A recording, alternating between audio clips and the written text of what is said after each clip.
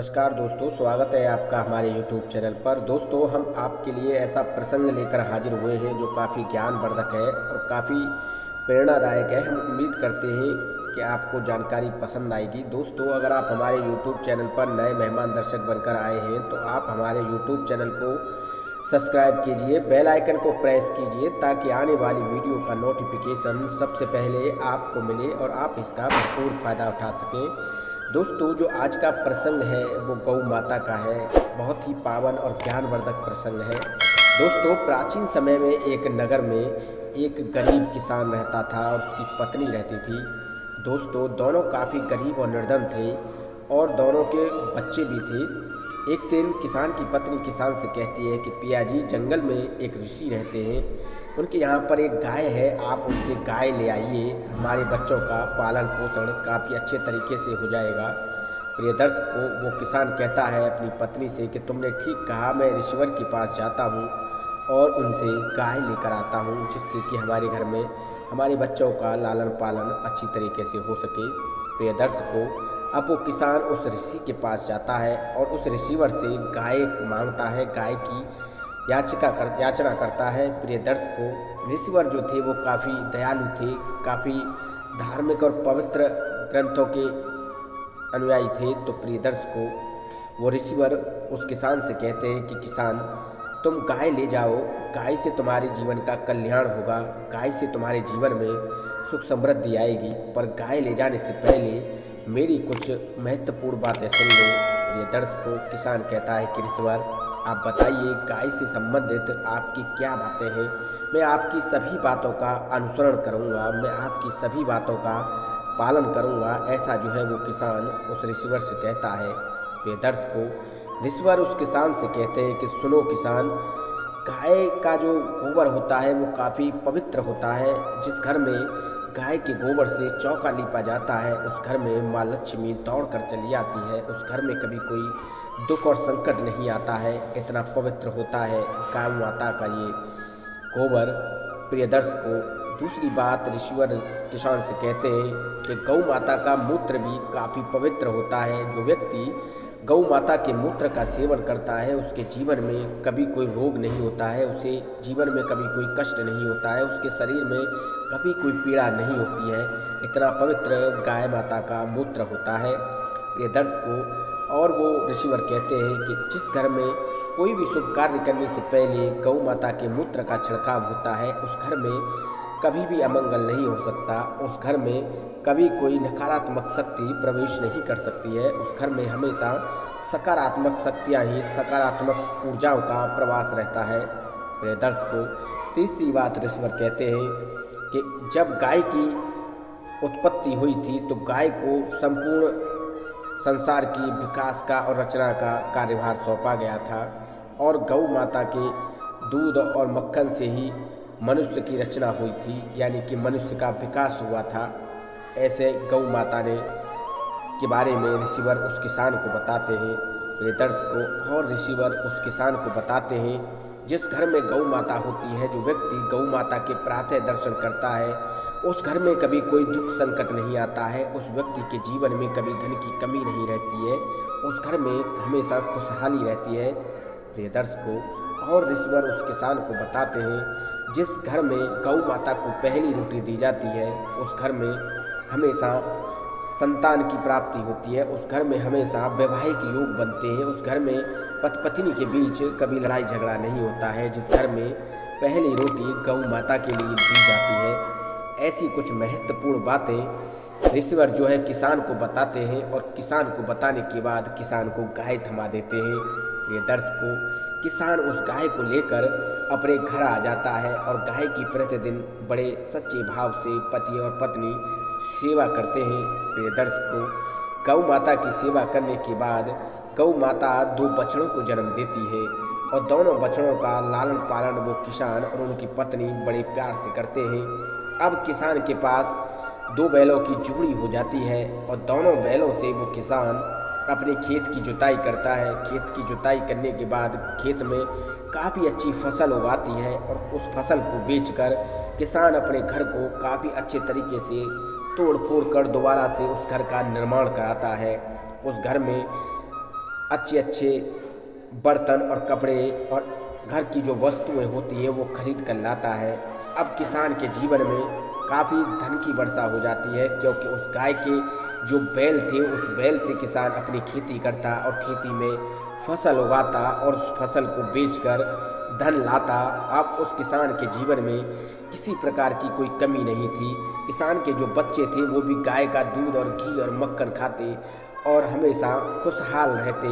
गाय के दूध और मक्खन से उसके बच्चों को कोई पीड़ा नहीं होती थी और बच्चे हमेशा हष्ट पुष्ट रहते थे। किसान के जीवन में अब कोई दुख और दरिद्रता नहीं थी। किसान के जीवन में हमेशा सुख और समृद्धि थी।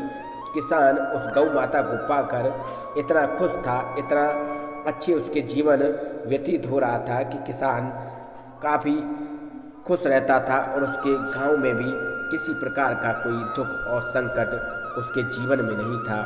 प्रिय दर्शकों, किसान गाय को पहली रोटी गाय को खिलाता और गाय को चारा खिलाता और गाय की प्रतिदिन पूजा भी करता। प्रिय दर्शकों, किसान अपने गांव वालों को भी गाय के लिए कहता कि आप लोग अपने घरों में गाय रखिए, गाय की पूजा कीजिए, गाय के गोबर से चौका जो है लीपा कीजिए। आपके घर में जल्द ही माता लक्ष्मी का आगमन होगा। प्रिय दर्शकों, किसान के जो गांव वाले थे वो भी उस किसान की दिन रात चौगुनी तरक्की को देखकर काफ़ी खुश थे। सोचते थे ये किसान काफ़ी गरीब था, पर जब से गौ माता इसके घर में आई है, जब से किसान के दिन ही बदल गए हैं। अब किसान काफ़ी धनवान हो गया है। अब किसान के यहाँ पर किसी प्रकार की कोई भी कमी नहीं है। ऐसा जो है वो गांव के व्यक्ति आपस में चर्चा करते थे और किसान जो है उन गांव के व्यक्तियों से हमेशा यही कहता कि अब मेरे जीवन में किसी प्रकार की कोई कमी नहीं है। जब से गौ माता मेरे घर में आई है, जब से गौ माता का आगमन मेरे घर में हुआ है, मैं हमेशा सुख और समृद्धि से भरपूर रहता हूँ। प्रिय दर्शकों, ये तो आप अच्छी तरीके से जानते होंगे कि गाय की जो उत्पत्ति हुई थी वो समुद्र मंथन के दौरान हुई थी। समुद्र मंथन, जब असुर और देवों में समुद्र मंथन हुआ था, उस समुद्र मंथन में 14 रत्न प्राप्त हुए थे, जिसमें एक गौ माता थी। जब गौ माता की उत्पत्ति हुई थी तो 33 कोटि देवी देवता गौ माता के अंदर विराजमान हो गए थे, यानी कि गौ माता के अंदर समा गए थे। अंत में माता लक्ष्मी को भी गौ माता ने अंदर स्थान दिया था और गौ माता के उस स्थान पर माँ लक्ष्मी ने गोबर और मूत्र को काफ़ी महत्वपूर्ण दिया था, काफ़ी महत्व दिया था और ये कहा था कि जिस घर में गोबर से चौका लीपा जाएगा, जिस घर में गौमूत्र का छिड़काव किया जाएगा, उस घर में मेरा हमेशा आगमन रहेगा। उस घर में कभी कोई दुख संकट कलेश और झगड़ा नहीं होगा। ऐसा जो है माता लक्ष्मी ने वरदान दिया था। प्रिय दर्शकों, ये तो आप जानते ही हैं कि जिस घर में गौ माता रहती है उस घर में 33 कोटि देवी देवताओं का भी वास हो जाता है, क्योंकि गौ माता के अंदर 33 कोटि देवी देवताओं का वास हमेशा रहता है, निरंतर रहता है। तो प्रिय दर्शकों, अगर आप अपने घर में गौ माता लेकर आते हैं, गौ माता की प्रतिदिन पूजा आराधना करते हैं, गौ माता को पहली रोटी खिलाते हैं, तो ये हमारा आपसे दावा है कि आपके घर में कभी कोई दुख और संकट और कलह नहीं हो सकता है। प्रिय दर्शकों, अक्सर शहरों में गौ माता को अपने घर में रखना और पालना संभव नहीं होता है, तो आप गौ माता के नाम के कुछ पैसे रख दीजिए और जब भी आप कहीं तीर्थ यात्रा पर जाएं या किसी गौशाला में जाएं तो आप उन पैसों का दान कर दीजिए, तो उसे भी एक तरह का गौदान ही माना जाएगा, उसे भी एक तरह की गौ सेवा ही मानी जाएगी। क्योंकि बड़े बड़े शहरों में, बड़े बड़े नगरों में ये संभव नहीं है कि आप गौ माता को रख सकें या पाल सकें या उसकी सेवा कर सकें, तो आप उनके नाम के कुछ पैसे निकाल सकते हैं। प्रिय दर्शकों, अब गौ माता किसान से कहानी के अंत में 3 बातें ऐसी बताती हैं, जो व्यक्ति इस 3 बातों पर अमल करता है वो व्यक्ति हमेशा चौकस रहता है, उसके व्यक्ति के जीवन में कभी कोई परेशानी का आगमन नहीं होता है। गौ माता पहली बात बताती है कि जब भी किसान आप अपने बच्चों का रिश्ता करो तो वो रिश्ता सगे संबंधियों के बीच में करना चाहिए। अगर आप अकेले में कोई रिश्ता करते हैं, अपने बच्चों के ब्याह शादी की बात करते हैं, तो आप ठग सकते हैं, आपको कोई भी ठग सकता है, आप ठगई में आ सकते हैं। क्योंकि जो व्यक्ति अकेले में अपने बच्चों का रिश्ता करता है वो व्यक्ति हमेशा ठगा जाता है। इसलिए कभी भी रिश्ता अकेले में नहीं करना चाहिए। हमेशा अपने बच्चों का रिश्ता अपने परिवार के लोगों के साथ उनके बीच में बैठकर करना चाहिए। प्रिय दर्शकों, दूसरी बात गौ माता बताती है कि उजाड़ में कभी खेती नहीं करनी चाहिए। जो व्यक्ति उजाड़ में खेती करता है उस व्यक्ति की खेती कभी सक्सेसफुल नहीं होती है, उस व्यक्ति की खेती हमेशा खराब हो जाती है। इसलिए उजाड़ में कभी खेती नहीं करनी चाहिए। जो व्यक्ति उजाड़ में खेती करने की भूल करते हैं, जो व्यक्ति उजाड़ में खेती करने की कोशिश करते हैं, उन व्यक्तियों की खेती कभी सक्सेसफुल नहीं होती है। ये दूसरी बात गौ माता बताती है।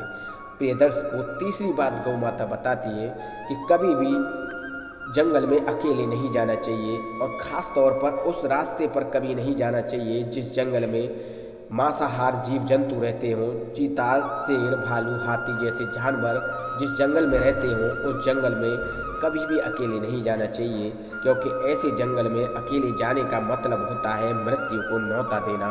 अगर आप ऐसे भयानक जंगल में अकेले जाते हैं तो कोई भी घातक जीव जंतु आपको अपना शिकार बना सकता है, आपको कभी भी वो मार सकता है। तो इसलिए कभी भी घने जंगल में अकेले नहीं जाना चाहिए।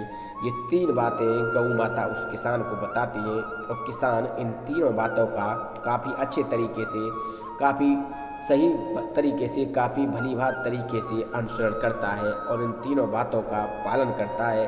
और वो किसान कहता है कि गौ माता, जो व्यक्ति आपकी इन 3 बातों पर अमल करेगा उस व्यक्ति का जीवन कभी दुखमयी नहीं हो सकता है, उस व्यक्ति के जीवन में कभी कोई संकट नहीं आ सकता है। इन 3 बातों पर अमल करने वाला व्यक्ति हमेशा अपने जीवन में सुख समृद्धि लेकर आएगा। ऐसा जो है वो किसान गौ माता से कहता है। प्रिय दर्शकों, ये थी गौ माता की एक ऐसी अद्भुत और महत्वपूर्ण कहानी जो हमने आपको इस वीडियो में बताई है। हम उम्मीद करते हैं कि आपको कहानी अच्छी लगी होगी। कहानी अच्छी लगी हो तो 10 लोगों तक जरूर शेयर कीजिए, व्हाट्सएप ग्रुप और सोशल मीडिया पर शेयर कीजिए। प्रिय दर्शकों, अगर चैनल पर पहली बार आए हैं तो चैनल को सब्सक्राइब कीजिए। हम जल्द हाजिर होंगे आपके पास ऐसी नई और अद्भुत कहानी के साथ। तब तक के लिए नमस्कार, धन्यवाद।